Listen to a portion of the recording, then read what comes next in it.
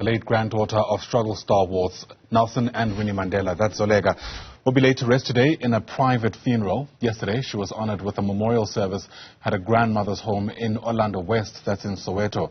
She's been hailed for carving out her own legacy fearlessly, and in fact, these are live visuals coming out of the Bryanston Methodist Church, where the private funeral service is about to take place. It's also where we find our Zola, Sholwana, who joins us now live. And Zola, of course, it goes without saying that quite a somber moment, given just how open Zoleka was about her journey with cancer and how much she loved her children.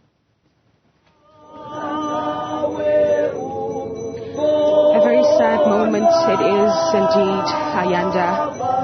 The body is about to be taken inside the Bryanston Methodist Church. We are told that we are also waiting for Zoleka's children so that they can lead and just be behind the coffin.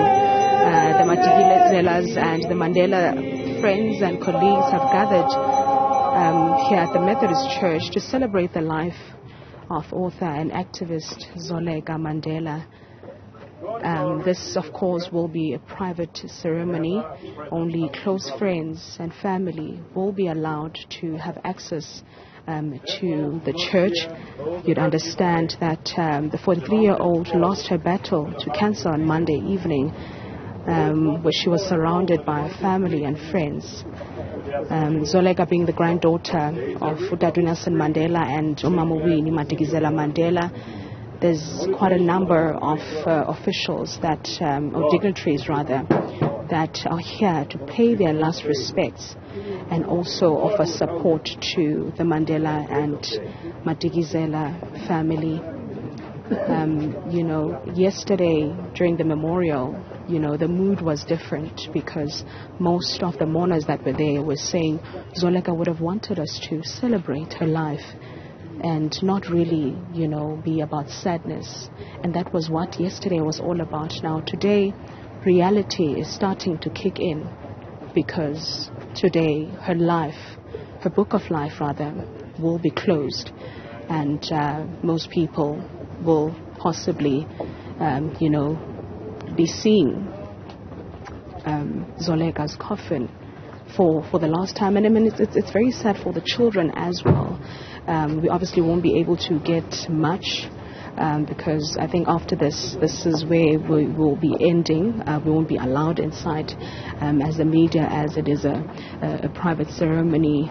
But yesterday, Ayanda, those who were looking after her medical team really spoke about Zoleka's journey, her fighting spirit and how she managed to inspire people through her sickness.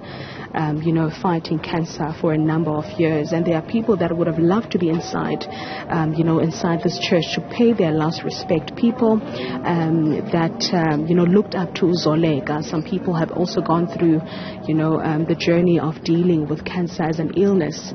And of course, they will not be able, to partake in this funeral, Ayanda. But it is a very sad moment and a very difficult one for her brothers as well, the ones that we managed to speak to yesterday, saying that having people around is different because at least you've got people that will be comforting you. But what happens when those people leave? We see Premier Panyaza Lesufi as well also making his way inside the church to offer support to the Mandela and the Madigizela family. I'm sure as the time goes by, Ayanda, we will be seeing more dignitaries making their way inside the church. Certainly a moment of reflection as well, Zola, on the legacy that Zoleka leaves behind. I mean, it's one thing to go through the challenges of living with cancer for as long as she has, but it's another to be so public and open about it in a context where, in many instances, one is quite literally sometimes wondering about what the next day holds for them. Well, Ayanda, when we spoke to Mam Zodwa yesterday, who was very close to Zoleka, she said, how can someone be so strong, and, make the journey of cancer look easy? Because that's how she made it seem like, especially on social media, literally updating her followers about, her progress with battling with cancer until her last day. So that's what everyone is saying. Umamu Lindiwe Sisulu actually said that Zoleka spoke about her journey. She spoke about her death. To so many people on social media, but she made it seem so easy.